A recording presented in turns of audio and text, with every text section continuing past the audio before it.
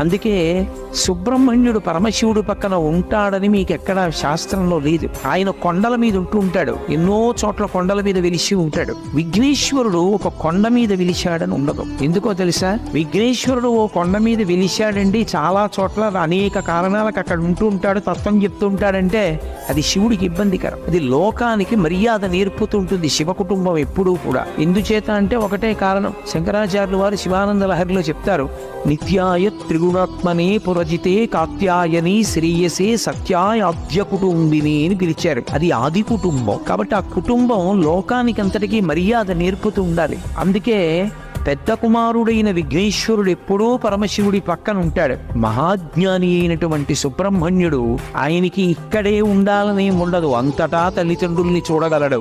అందుకైన లోకానుగ్రహం చెయ్యడం కోసమని వివిధ పర్వత శిఖరముల మీద వెలిసి ఉంటాడు.